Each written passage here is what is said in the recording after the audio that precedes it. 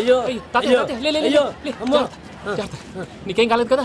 ఒక్క నిమిషం బాబు, నా నడుగు సెట్ అయిపోయింది బాబు. సెట్ అయిపోయింది, నా నడుగు సెట్ అయిపోయింది. Thank you Babu, thank you Babu, thank you. ఇదిగో నీ కర్ర. నాకు రేటం పట్టిపోతా. నా బండి మీద ఉంటే హెల్మెట్ అనుకున్నాను. మరి పారిపోతా? నిన్ను చూసి ఎవరు పారిపోతారు? అదిగో వాళ్ళని చూసి.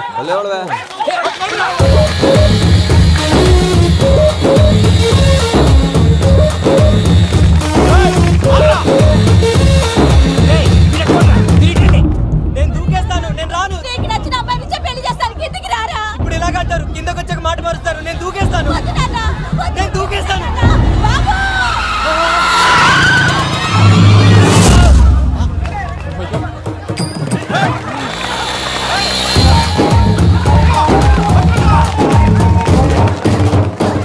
ఆగండి రాబాయ్, ఈడేంద్రా మలేషియా అన్న ఏరియాలో దూరిండు.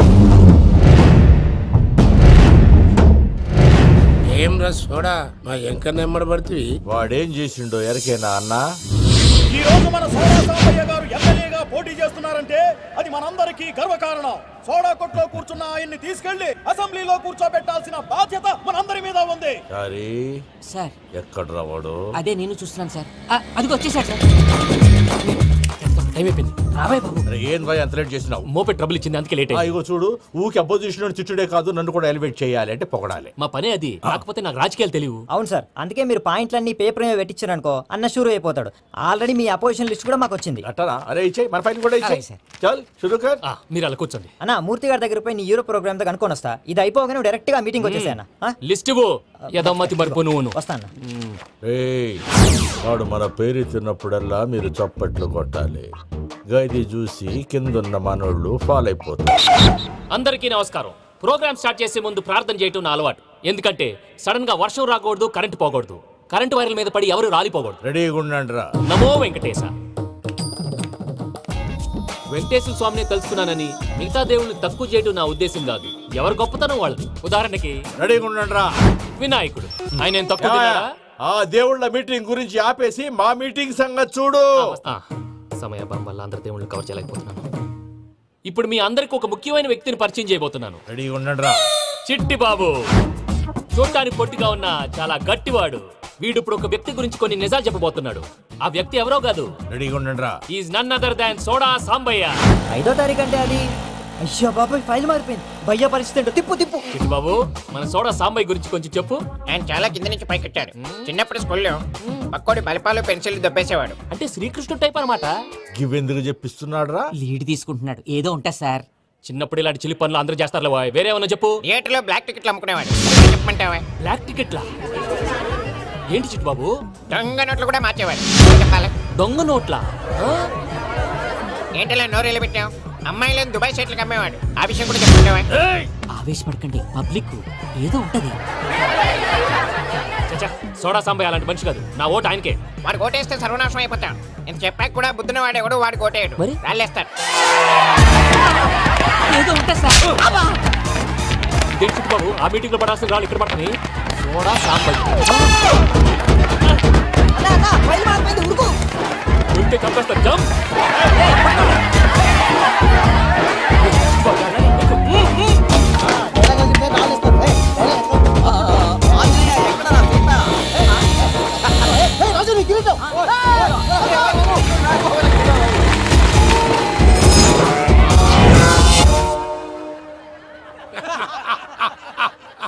టోటల్ గా సోడా గ్యాస్ తీసేసిండన్నమాట. అరే ఇజ్జత్ పోయి మేము ఏడుస్తా ఉంటే గట్లా నవ్వుతారేమన్నా? మా ఎంకన్నంటే ఎవడనుకున్నావురా? సాక్షాత్తు ఎంకట రమణమూర్తి. మరిగా సామె మా ఎంకన్నతోని నిజం చెప్పించిండు. అరే ఏమన్నా లాజిక్ మాట్లాడుతున్నావు? అరే అదగాడిని అప్పగించు, లేదంటే గాడిని ఎలా తీసుకెళ్లాలో మాకెరకనే.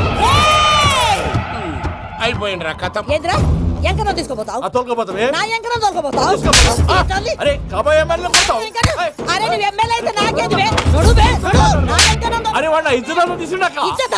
నీకు ఇజ్జత ఏంట్రా? బట్టే బాస్ నీ లంగమతి ఎవరు తెలుసు? ఊరుకో పెద్దమ్మా, ఇందులో ఆయన తప్పే ఉంది. బోల్ డబ్బులు పెట్టి మీటింగ్ పెట్టాడు, అది నా వల్ల అప్సెట్ అయింది, అందుకే వెంట పడ్డారు. మీరు ఉండండి. అంతే అంతే, నువ్వు వెళ్ళండి. అక్క జర బీపీ తగ్గించుకోరా. నీ ఆరోగ్యం గురించి చెప్తున్నాను అక్క. మీరు వెళ్ళండి సార్. పెద్దమ్మా, అతను చెప్పింది నిజమే, నువ్వు కొంచెం బీపీ తగ్గించుకోవాలి. గట్లనే తక్కువ చేసుకుంటా.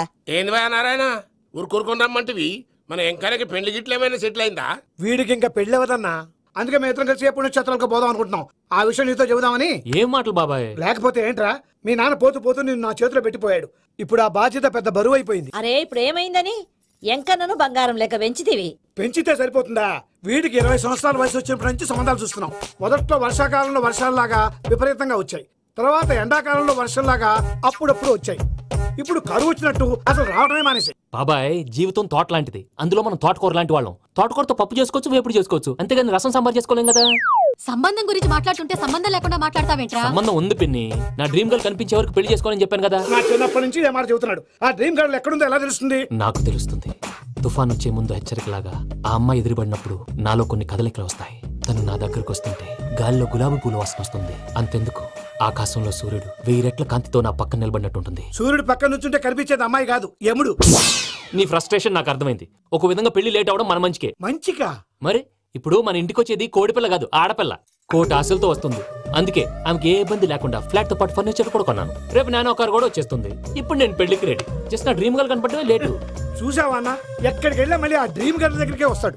వీడికి జన్మలో పెళ్ళేయట్లేదు. ఇక మన పోదాం పదవే. నువ్వు పరిశ్రమ కుక మన ఎంకన్న జాతకంలో దోషం గిట్లుందేమో జర చూపిద్దాం.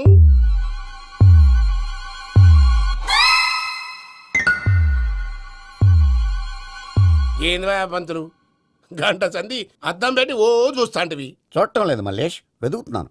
బాబు చెప్పిన డేట్ ఆఫ్ బర్త్ కి జాతకానికి ఎక్కడ మ్యాచ్ కావట్లేదు. అర్థమైంది. డేట్ ఆఫ్ బర్త్ ఏం చెప్పావురా? December 13th. ఏ సంవత్సరం? ప్రతి సంవత్సరం. ఏదో తెలివితేటలు చూపించకండి. తక్రారు 1985 అని ఇక్కడ మెన్షన్ చేశాడు. బాబు ఏంటి అలా కొట్టుకుంటున్నాడు? అబద్ధం చెప్పినప్పుడల్లా అలా కొట్టుకుంటాడండి. నిజం చెప్తే నేను ఎవరైనా కొడతారా? Why are you wasting my time? అసలు విషయం నేను చెప్తాను పంతులు గారు. మీరు ఆగండి, నేను చెప్తాను. ఏంటి అప్పుడు పుట్టావా? అప్పుడు పుట్టకూడదండి. ఎప్పుడైనా పుట్టొచ్చు. ఈ డేట్ అయినా కరెక్టేనా? నేను అబద్ధం ఎప్పుడు ఒకసారి చెప్తాను. ఓహో, అదొకటి ఉందన్నమాట. ఎప్పుడు సెట్ అయింది? అయితే నా డ్రీమ్ గర్ల్ తో మ్యాచ్ సెట్ అయిపోద్దా? గ్రహాలన్నీ ధర్నా చేసినట్టు ఒకే రూమ్ లో ఉండిపోయినాయి. క్లమ్జీగా ఉంది. పోనీ డేట్ ఇంకోసారి చెప్పంటారా? నో నీడ్ మా. అయితే పెళ్ళప్పుడు చెప్పండి. పోలవరం ప్రాజెక్ట్ లాగే నీ జాతకంలో కూడా క్లారిటీ లేదు రాజా. పలాసా గారు, మీకు చూడటం రాదని చెప్పండి.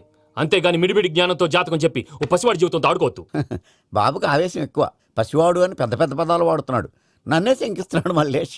ఏలే జర పరిశ్రమలో ఉండి అట్లా మాట్లాడతాండు. నువ్వే మంచి మనసు చేసుకుని ఇష్టం ఎందుకు చెప్పరాదు? దాన్నే ఉందిలేరా మళ్ళీ. బాబుకు త్వరలో విదేశీయానం ఉంది. ఇది కరెక్ట్ గా చెప్పారు. నీకు దైవభక్తి కూడా ఎక్కువ. ఇది కరెక్టే. ఇవన్నీ ఎంత కరెక్టో నీ పెళ్లిలో ఉన్న సస్పెన్స్ కూడా అంతే కరెక్ట్. మరి సస్పెన్స్ క్లియర్ అవడానికి ఏం చేయాలి? ఈ టైప్ సిచ్యువేషన్స్ లోనే నేను గవ్వలు నమ్ముకున్నాను. నేను మిమ్మల్ని నమ్ముకున్నాను. ఈ గవ్వలు నేను బాగా కలిపి వేస్తాను. అన్ని బోర్లా పడితే నీ పెళ్లి అవుతుంది, తిరగబడితే నీ పెళ్లి అవదు. సగం అటు సగం ఇటు పడితే ఎటు కాకుండా పోతాం. ఏంట్రా మళ్ళీ ఇది? దేనికైనా లిమిట్ ఉంటుంది కదా. నోటుకొచ్చి వేస్తానమ్మా.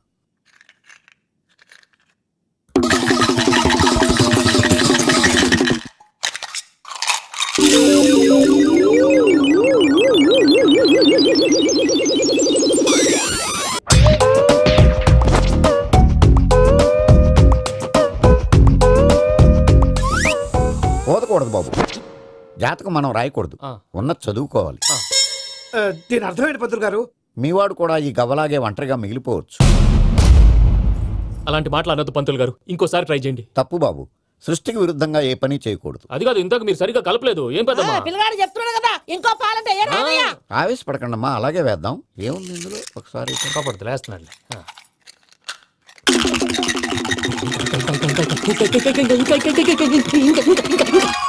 నువ్వు కల్.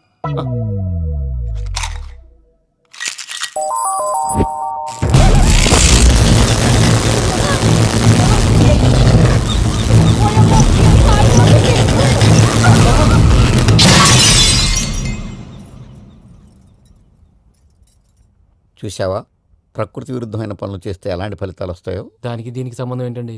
నిజానికి జాతకం వల్ల లైట్లు పేలకూడదు. ఇల్లు పేలిపోవాలా? పంతులు గారు ఇప్పుడు ఏం చేద్దాం? ఒక్క ఫోటో తీసుకుందాం. నువ్వు కూర్చోమ్మా, గవ్వ కాంబినేషన్ కావాలి. ఎందుకండి? గవ్వ నిలబడ్డం ఎవరైనా చూసావా? పాలపంత వచ్చినప్పుడు వింత అనుకున్నాం, ఇది అంతకంటే పెద్ద వింత. ఫోటో జెంట్ చేసే ఇంక నువ్వు లేవచ్చు రమణ. త్వరలోనే ప్రపంచం అంతమైపోతుందని టీవీ 9లో చెప్తే నమ్మలేదు. ఈ పరిణామాలన్నీ చూస్తుంటే నమ్మాల్సి వస్తుంది వెంకటరమణ. ఈ జాతకుడికి పెళ్ళంటూ జరిగితే 1 నెలలో జరిగిపోవాలి, లేకపోతే జీవితంలో పెళ్లి యోగం లేదు. ఇంకోటి ఉందమ్మా, త్వరలో నీకు రాహుగ్రహ ప్రభావితుడైన ఒక కేతువుగాడు పరిచయం అవుతాడు. దాంతో నీ జీవితంలో పెనుమార్పు సంభవిస్తుంది.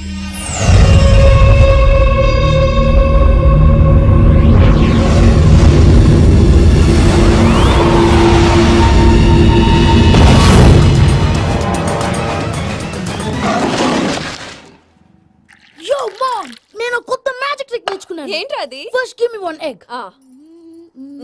Yeah, drop it here. Now what?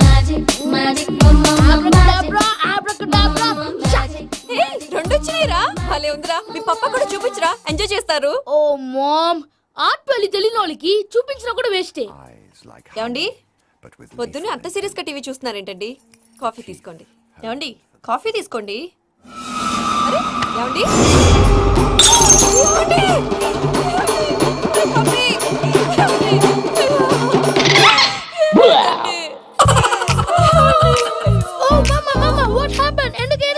మీ పప్ప చచ్చిపోయాడ్రా.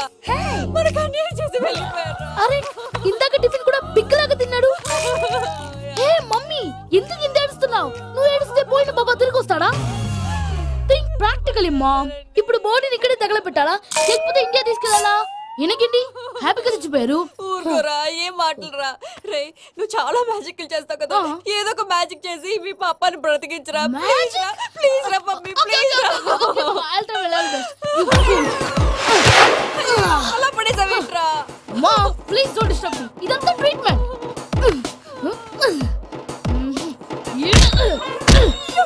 కొట్టకరా, చచ్చిపోతారు. ఆల్రెడీ చచ్చిపోయాడు. ఇలా కొడితే బతికే ఛాన్స్ ఉంది. అవునా? It's called pumping treatment. అయితే కొట్టు.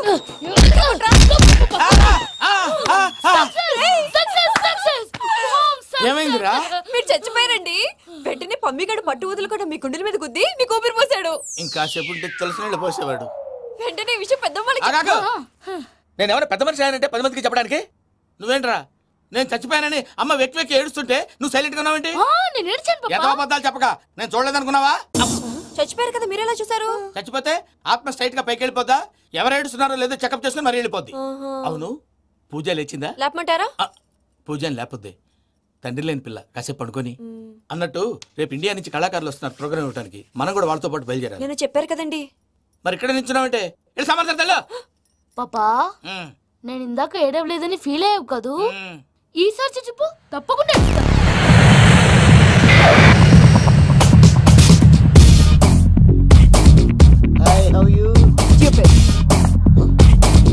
7 కోట్ల వాడ పంతులు గారు నా పెళ్లికి 1 మంత్ డెడ్ లైన్ పెట్టిన విషయం నీకు తెలుసు. నువ్వు తలుచుకుంటే ఎక్కడైనా ఫిక్స్ చేసేయగలవు. కొంచెం తొందరగా చేసే స్వామి ప్లీజ్. నమో వెంకటేశ.